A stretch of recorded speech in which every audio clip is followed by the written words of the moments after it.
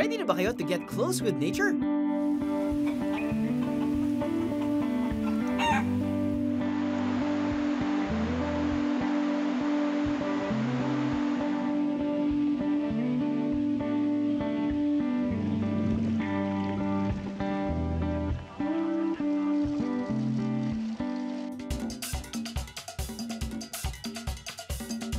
Handa na ba kayo sa umatikabong activities?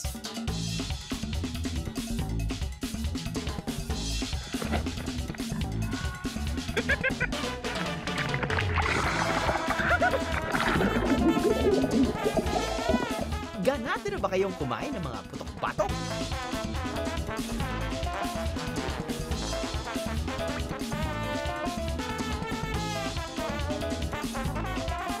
At nakakatululaway na pagkain.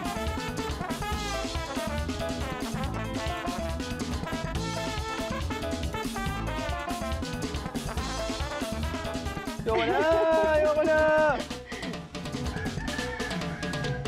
Ayoko na. Hindi ko na titigilan to eh. Nainganyo na ba kayong maging malikhain? Kumbaga, sobrang dami ng carving talents ng mga taga-Paite. Sa wood, sa ice, ngayon naman sa prutas. Kailan niyo po sinimulan to? Kanina lang. Kanina lang? Hindi, pag... Hindi lang magiging exciting na adventure, siguradong gaganahan pa kayong gumala.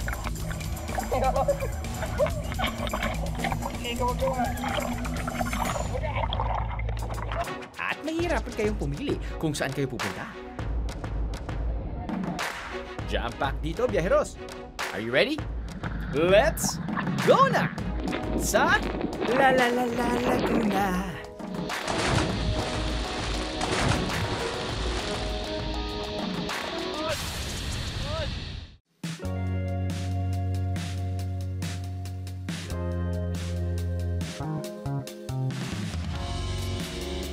Laguna. Ang ibig sabihin ay lake o lagoon sa salitang Espanyol. Pero bukod sa kanyang Spanish name, mas kilala ang Laguna bilang isa sa malapit na bakasyunan mula sa Maynila.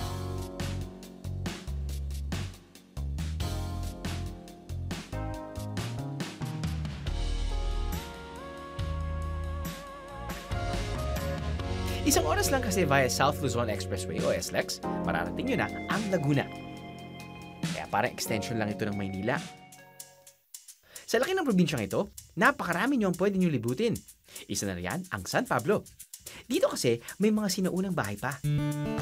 Dating as far back as the Spanish colonial era, paborito kasing bakasyunan ng mga Kastila ang Laguna dahil nga sa maganda nitong pwesto sa mapa. Malapit sa syudad, pero pagdating dito, maaliwalas ang hangin. So ngayon, papakita natin sa inyo kung paano gawin ang traditional dish na kulawon ng San Pablo.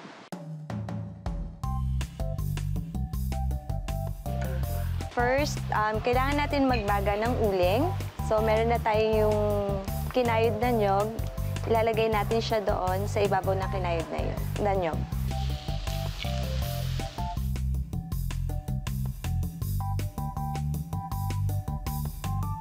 Kailangan natin siya pigain mabuti kasi masarap sa kulawo yung unang piga or yung kakanggata. So, ayan. So, after nung paggata natin nung sinunog na kinayod na nyog, so, painitin natin yung pot tapos lalagay natin siya. Dahan-dahan.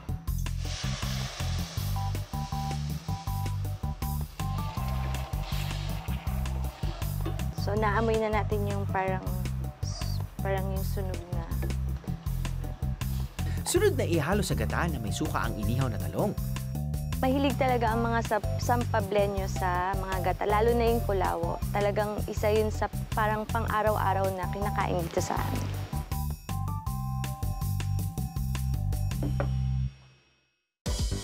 Kapag Three Little Pigs ang pangalan ng ulam, alam niyo na, putok-batok yan. Confirmed, biyaheros! 3 klase ng chicharon ito. Wow!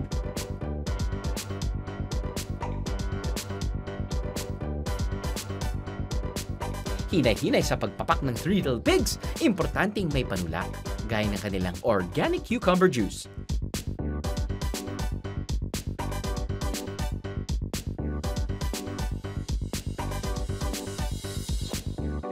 Kami mga taga San Pablo, mahilig kaming mag-explore sa iba't ibang ingredient dito sa Laguna, available dito sa Laguna. So, naisip namin pagsama-samahin yung mga available dito na nakakapag-create kami ngayon ng mga hindi namin inaasahan na kakaiba para sa iba. Mula sa sinauna patungo sa makabago, kagaya lamang sa isang resto dito sa San Pablo, kakaibang fusion ng kanilang pagkain.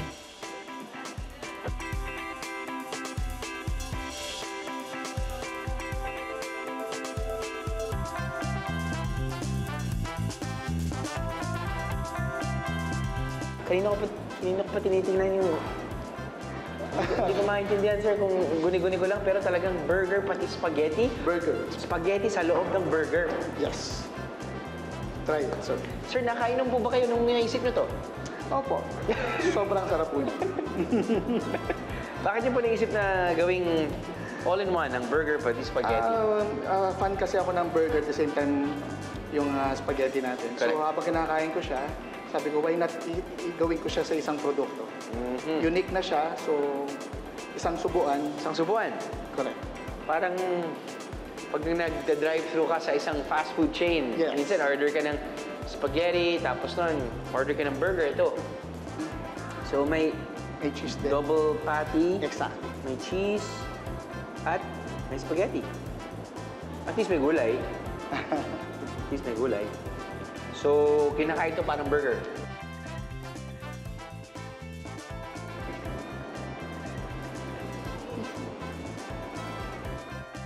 Lasang burger, lasang spaghetti. Bagay ito sa mga yuppies, nagmamadalit kumain. Nag-breed ako doon. Meron daw kayong creamiest halo-halo sa Laguna. Yes, meron po. Creamiest halo-halo. Wherein yung aming yellow is literally gawa sa ice cream. Ice cream. Instead na yung normal yellow na Gawa sa kinakrush. tubig. Yes, gawa sa tubig. Ito ay gawa sa gelato.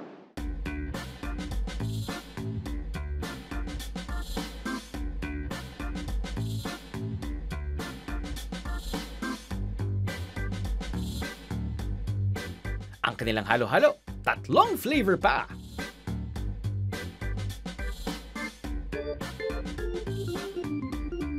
Dahil may salted egg, ito yung kanilang salty summer halo-halo. Memorize ko yan yung mga pangalan nila. Ito yung original. Leche flan, corn, meron kang ube halaya. Wow. At ito. Sakto to dahil medyo maginaw na yung season natin ngayon. So this is their spicy winter halo-halo. Go back to basics ako. Okay. Sabi nila, gawa daw sa ice cream yung kanilang shaved ice. Pwede.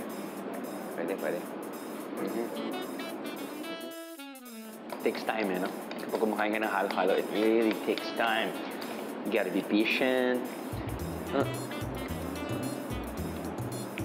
Wow. Pwede nga to, Chong. Pwede to. Hindi ko alam kung makakain ko tong sili halo-halo, but... Man, interesting. Hindi na kaya subukan natin. Yan.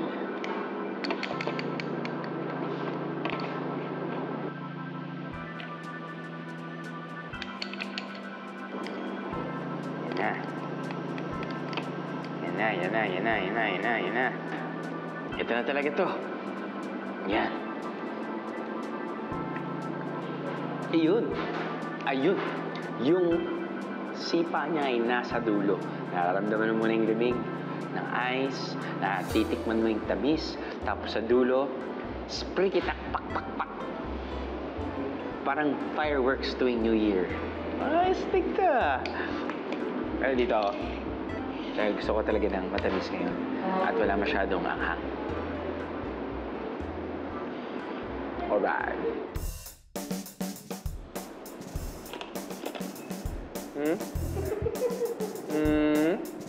Maalat siya. Hindi gusto ko malaman kung nag-slice lang sila ng salted egg or meron din silang hinalong something na salted egg sa ilalim.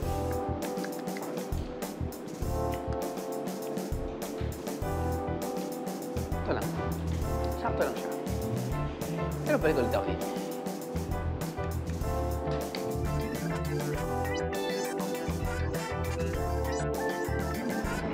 One of the best halo-halo I've tasted ever. Actually, pretty good.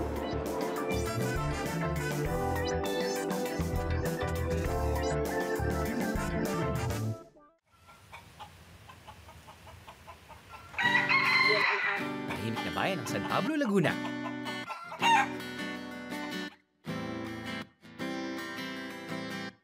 Maraming mga pananim. Presko ang hangin. Kaya hindi katakataka kung bakit dito pinipiling manirahan ng mga artist. Isa na riyan ang sikat na designer na siya Beatriz Tesoro o mas kilala bilang Batis Tesoro. I mean, there's no place like home. We have forgotten because nasa city na tayo, tumitira na dyan, hindi namin alam kung saan galing ang pagkain. This is an example that a Filipino lifestyle is very important. So ito, example ito na the Filipino way of living. Ang adobo staple dish ng Filipinos. Sa Filipino, ang masarap talaga ang taba. Ang adobo na walang taba, hindi Pilipino. At saka yung sarap ay andyan. Although millennial na ang panahon ngayon, dito kasi sa San Pablo, parang mga sinaunang tao pa rin. Mahilig pa rin sila sa yung nakagisnan nating mga pagkain. Tapos yung mga sinaunang matatanda dito talagang gustong-gusto nila yung kung ano yung nakagisnan nila, itinuturo nila sa mga apo-apo nila. So the coconut gives it the sweetness. Without the coconut, it is just ordinary. This is very Filipino, very Southeast Asian. Sarap ang amoy ng coconut at rum. Delicious.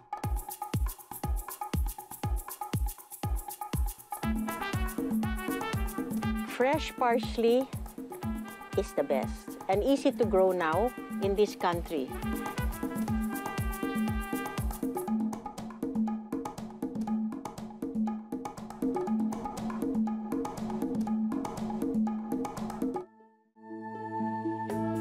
Bukas din ang garden home ni Ma'am Batis para sa mga gusto mag-bed and breakfast.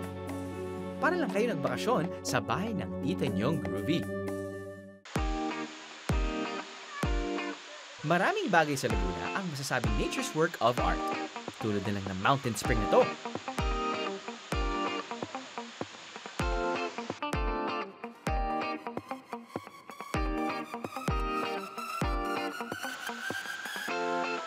This is Bato Springs. Ang tubig po niya is galing sa Banahaw. Malamig siya. At meron din po kaming man-made falls. Lahat po siya running water.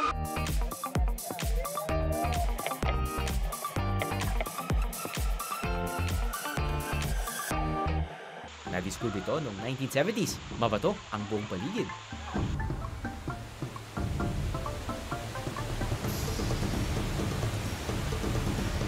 Kaya naman nang buksan ito sa publiko noong 1981, yep, you guessed it, itinawag itong Bato Springs. Entrance fee po, weekdays, 80 pesos po siya. Ang sa room naman po, pinakamababa po namin is 1,500 ang day tour hanggang 7,000. Ayun, napakaganda. Lamig. Sobrang relaxing. Relaxing. Malamig. Sobrang lamig. Kahit mainit, sobrang labig. It was so fun. Malamig ang tubig dito. Super! Fresh ang water.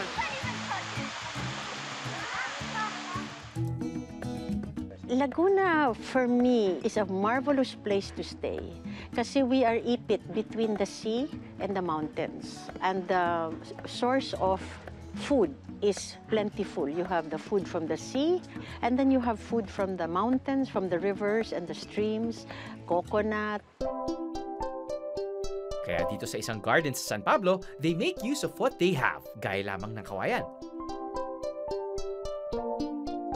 At mga lumang plancha.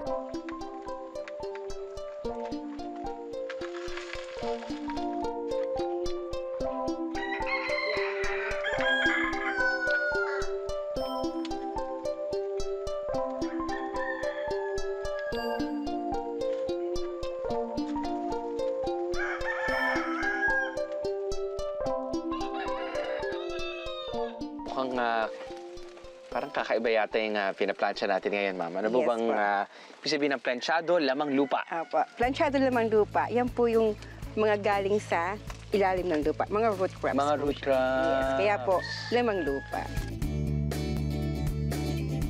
Bakit niyo po naisip na gumamit ng lumang pagplansya? Actually, ito po itong mino na to, minana pa sa lola. So yung aking husband, pag pinatutulog ng kanyang lola, habang Hinahampas yan? No. Sorry. Siya ay, habang namamalan siya, nagluluto na rin ng ano, kasi ang ginagamit sa kanyang baga. Hindi kasi siya niluluto. Multitasking, Yes. Kahit yung mga lola natin noon, multitasking na sila. Sila talaga yung tunay na iron women, no? Yes. Kasi mainit din talaga yan, no? Yung mga plancha po yan, matagal na po yan. Minana pa po yan sa mga lola niya. Dapat lang na masubukan ko paggawa ng lamang lupa na to.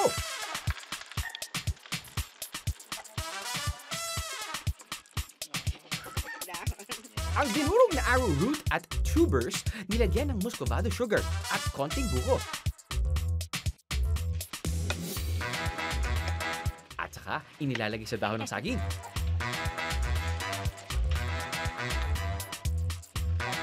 I am Iron Man! Planchahan na!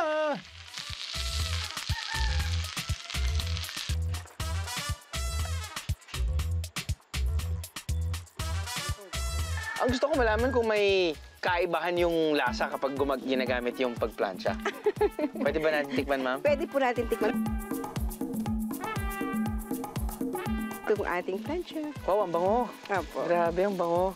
Kasi sa dahon po kasi ng Yun nga yung gusto ko sanang sabihin eh. Lalo na sa paggamit yun ng dahon ng saging. Meron po siyang flavor and ano na add. Mas malutong, iba po ang lasa, medyo hindi malutong. Parang masarap yata ng medyo konting malutong, no? Masarap po yan, mainit talaga.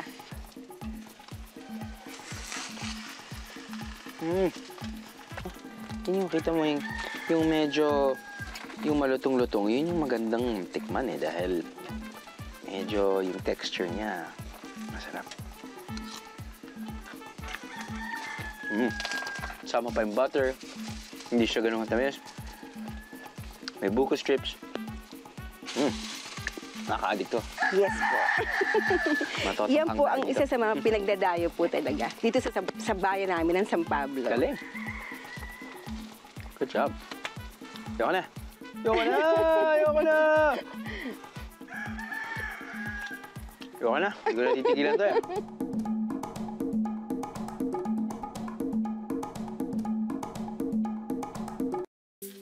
Pero di lang pala planchado ang ginagawa nila, meron ding kabutido o mushroom embutido sa kawayan.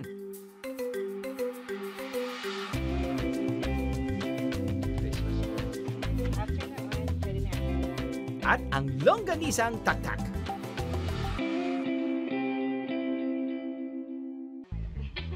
Nakisali pa ako sa pagluluto ni nanay. Tapos nung mahalo-halo po natin siya, ilalagay na po natin siya sa loob ng kawayan. Ayun. Instead na sa intestine po. Correct. Sa kawain yung nilalagay. Tapos nun, pagkaluto, parang magiging hubad siya. Parang gano'n. Yes. Ayun. At itataktak po na. Tataktak, kaya tinawag na tinaktak. Tinaktak. Recycle. Reuse, reduce. Okay.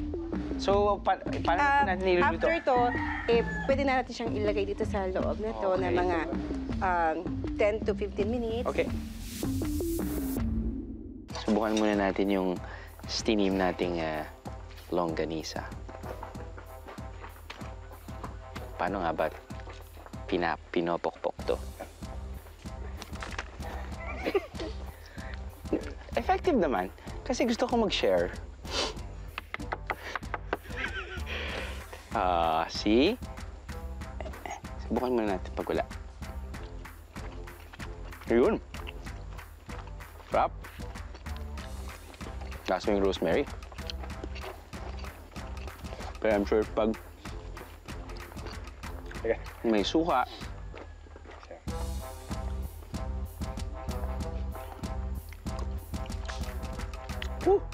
yun yun.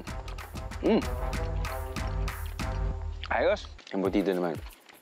At least, hindi tayo gumagamit ng plastic. or aluminum foil. 4 a.m. na. Sa kabila.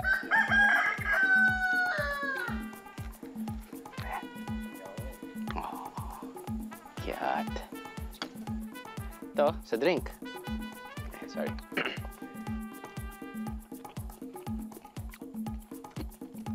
Ayos din. I mean, syempre yung lasa naman hindi naman magbabago sa embutido na usually nakasanayan natin. It's just that what they're trying to push are, pretty much using recyclable materials. Kapag pupunta ka dito, parang you can experience the wild at the same time parang use natural materials. See? When in Pagsanhan, dapat lang dayuhin ang Pagsanhan Falls. Pero sa totoo lang, bumabagsak ang tubig ng talon na ito sa bayan ng Cavinti. Kaya, when in Cavinti, dapat lang dayuhin ang Cavinti Falls. May dalawang paraan upang maranasan ang Cavinti Falls. Una, pwedeng mag-rappel pababa.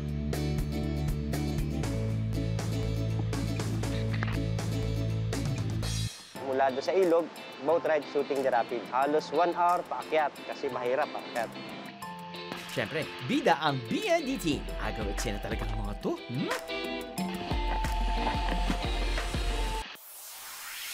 O yung paborito ko na bamboo boat palusong sa rapids at patungo sa falls.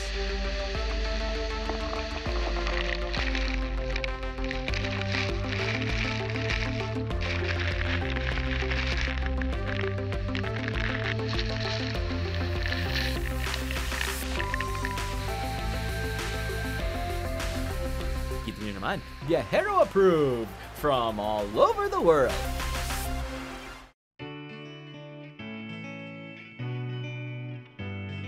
Air parang different from Manila na masyado ng polluted. Kakaiba to kasi usually kasi yung mga pinupuntahan is mga beach. Ito kasi lake siya.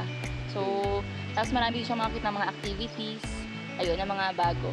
Hot spring, so enjoy talaga lalo na sa mga kids. Kasi pwede silang lumangoy anytime. Tila kakabit na sa pangalan Los Baños ang private pools at hot springs. Ang ibang resort gaya nito, next level na dahil sa dami ng pwedeng gawin.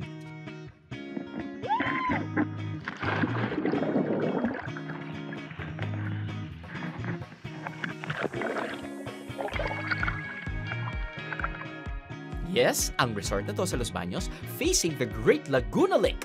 Beautiful!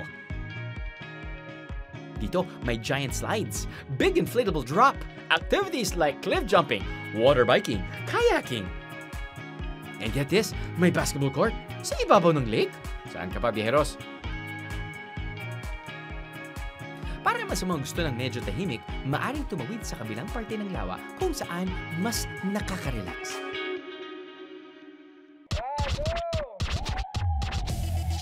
Pero kung ayaw niyong maligo sa ilog, may mga play pools din sila para sa mga pool party animals, gaya ng BNDT. Hindi naman sila masyadong nag-enjoy na.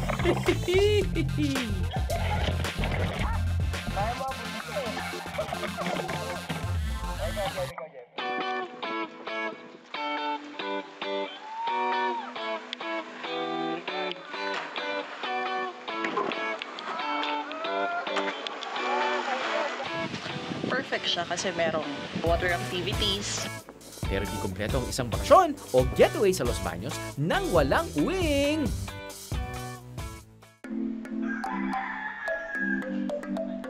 Dahil nga sa dami ng tanim na puno ng nyog dito sa probinsya ng Laguna, sagana ang buko pie.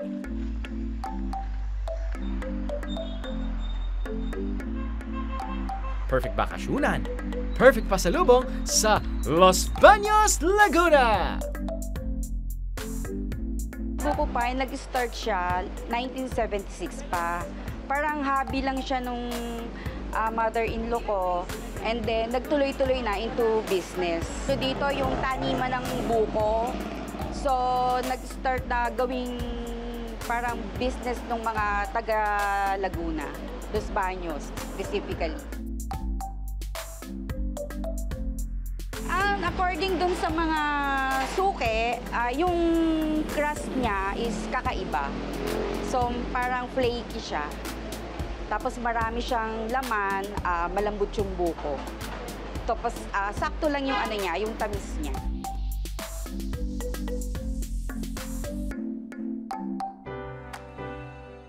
Mula Los Baños, tawid naman tayo sa Lumban para sa mga chill na kapaligiran. Let's go with nature! Sa lake na to kasi sa Lumban, peaceful and quiet.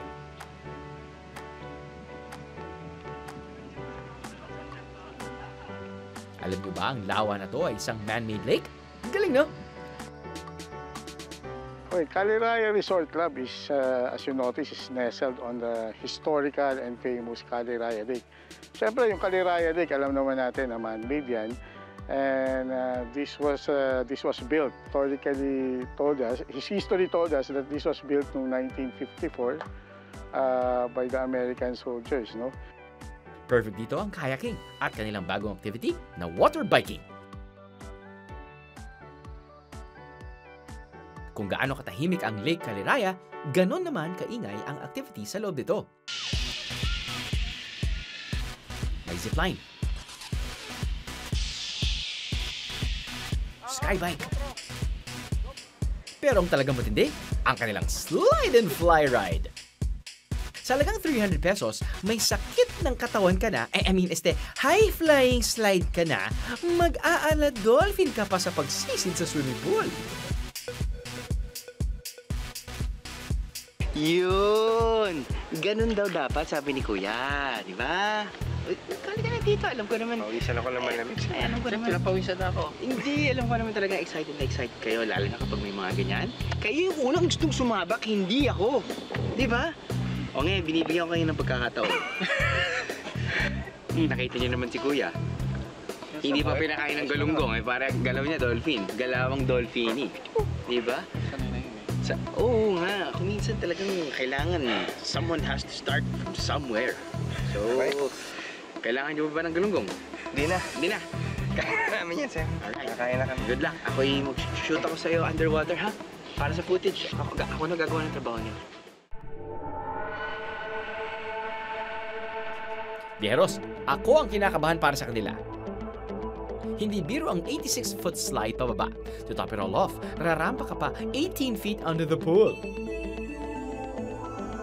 Relax lang, bro. Kaya mo yan. Mukhang you need to work on your flexibility, bro.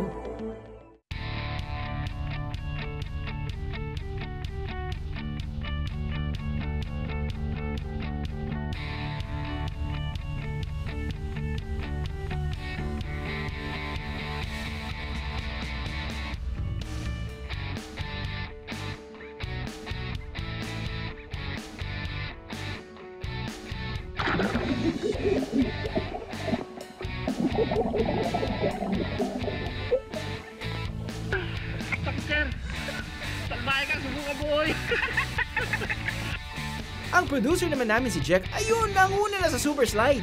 Hindi kasi kinaya ang slide and fly.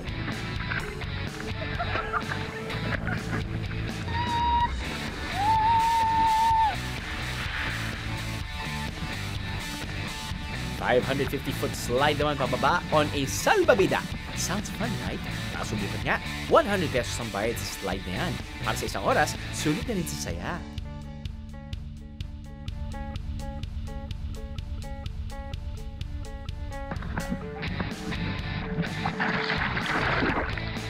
Ayos. Actually, it's not my first time to try out this slide. Pero each and every time, sobrang saya. Kailangan lang talagang maghawak sa handle ng salbabida and just let it fly. Don't fight it. Paikot-ikot ka, pero okay lang. You hit the bumpers, the side bumpers, it's fine. Pagdating dito, you gain speed, and then boom. That's it. Definitely. Ayaw. Let's go. Sa dami ng activities, patok para sa mga big groups and families ang lake resort na to sa Lumban.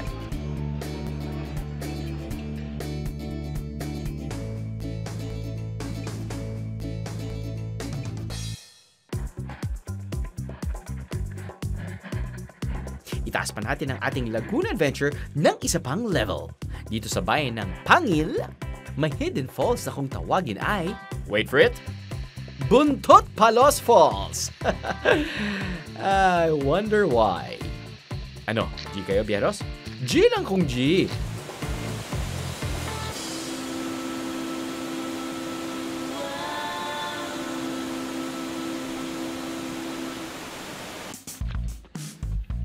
Bieros, hindi basta-basta ang trails packet dito, kaya importanteng may guide kayo at tagabuhat kung marami kayong dalang gamit. Maputik at mabato ang daan dito.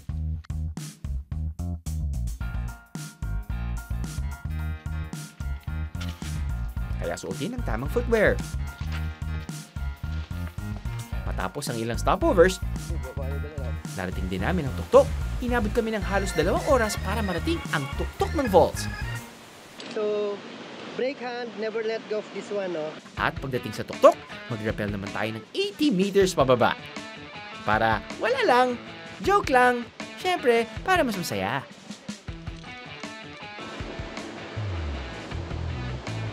Kasamang isang mountaineering group, ikinasa nila harness at safety lines para sa aming pagbaba. Ilang sandali pa, let's go na!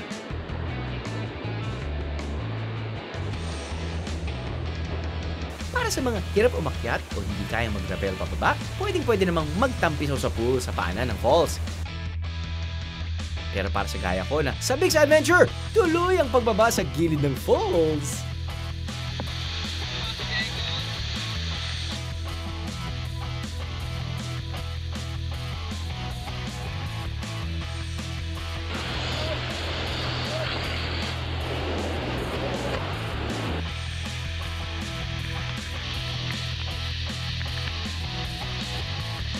But wait, there's more.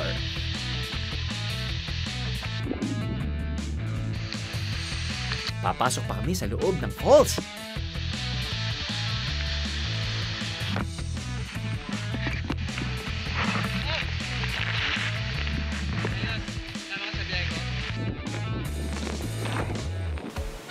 Hanep! At syempre, meron pa! Cliff jumping!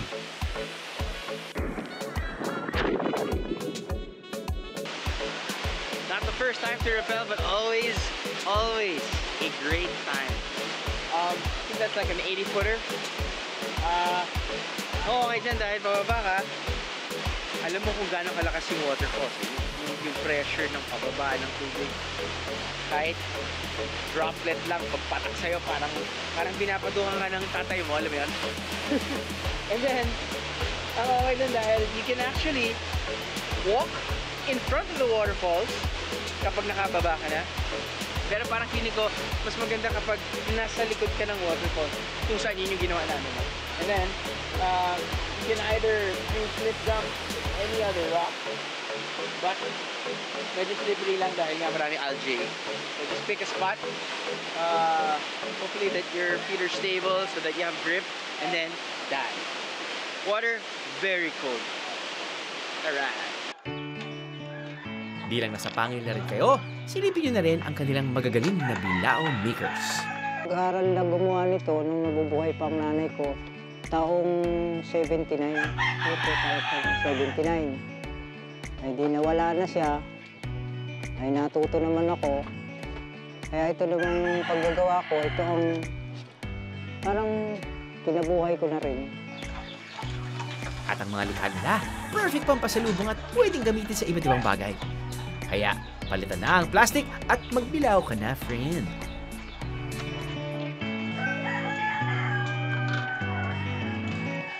Nung bata pa ako, pagka meron kaming gustong puntahan, Laguna ang unang-una namin nasa isip. Itong probinsya na ito has many natural-born artists, sculptors, paper-mache makers, craftsmen. Ito talaga ang vision namin na ibalik namin yung creativity at locally grown, local talent. Ang wood carving sa Laguna ang mga OG masterpiece na nag-ihit ng pangalan ng Paite sa kultura ng Laguna. Mula sa mga troso ng iba't ibang puno, inuukit nila ito para maging one of a kind na obra. At ang kanilang angking galing, pinamamanan nila sa mas nakababatang henerasyon. Ay isa sa pinakamagaling na mag-uukit dahil dito nakilala kami simula pa ng panahong 18th century. Generation ng mga namin sa panahon ngayon ay kasunod pa rin sa yapak ng mga generation ng 18th century pa yung mga matandang mag-uukit ng paite. Kaya mga mag-uukit ay inspired na gumaya sa mga mahuhusay umuukit ng mga taga-paite ng mga matatanda. Nakilala ko si Kuya Nelson, the one-handed ice carver. Kamusta?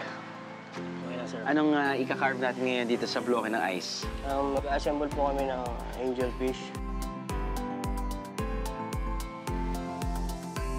Usually, pag inisip nilang carvers, wood carvers, di ba?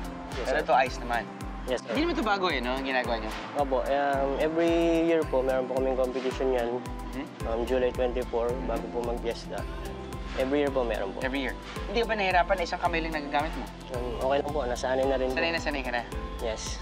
Habang ginagawa po namin yung ice sculpture, mas napapaganda po namin dahil sa imahinasyon po namin.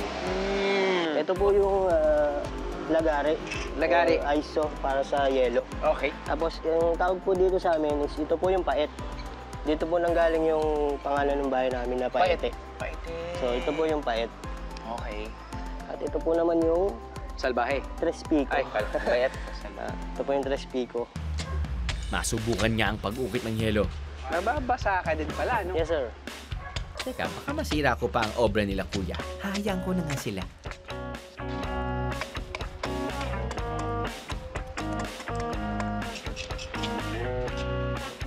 Di pala basta-basta ang ice carving dahil natutunaw ito sa loob ng 3 hanggang 4 na oras. Kailangan mabilis ang bawat galaw at kilos ng carver.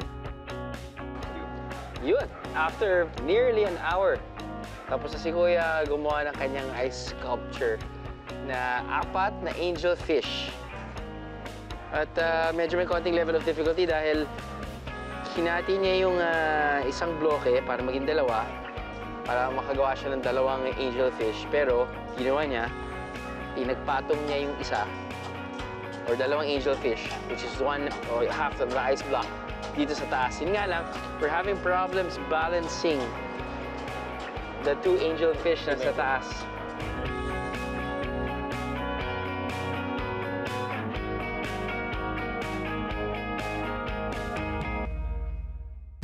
Kailangan namang magaling sa intricate details ang nag-uukit ng mga prutas. Gaya ng fruit carver na si Mang Fred. Mula sa pag-uukit ng kahoy, napunta si Mang Fred sa paggawa ng mga food decoration para sa mga fine dining restaurant at hotel.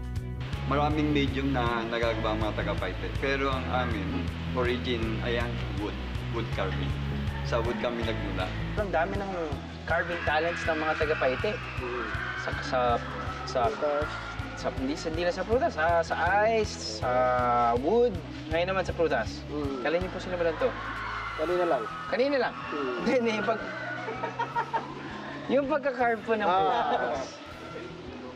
20 years na. 20 years na talaga? Mula sa hotel. Yun sasabihin ko sa'yo na parang ito yung mga pang-display sa hotel, no? Sa barko. Pero saan ho kayo sa barko? Pero saan ho kayo nagsimula? Sa kahoy po. Sa kahoy talaga, no? Yun talaga yung yun po ang base ng aming produkto dito sa Sige, kuya. Ngayon, anong pwede natin gawin? Lagyan ko dito isang mukha ng babae.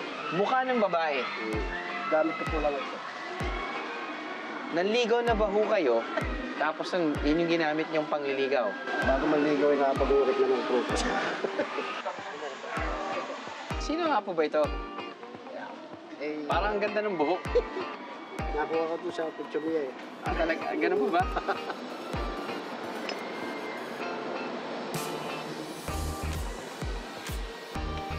Ayos, oh. Kita yung sombrero ka. Tangos na ilong. Kita yung sombrero. Kita yung sombrero. Ha? Kita yung sombrero. Ayan, kamuha na. Ito isang likod.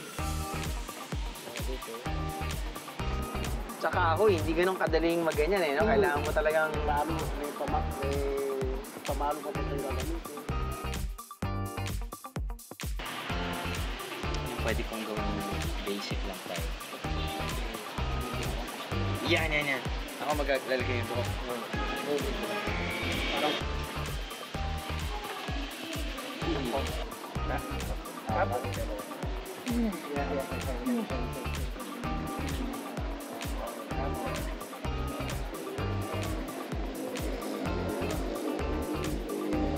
Asawa ko yata ito eh.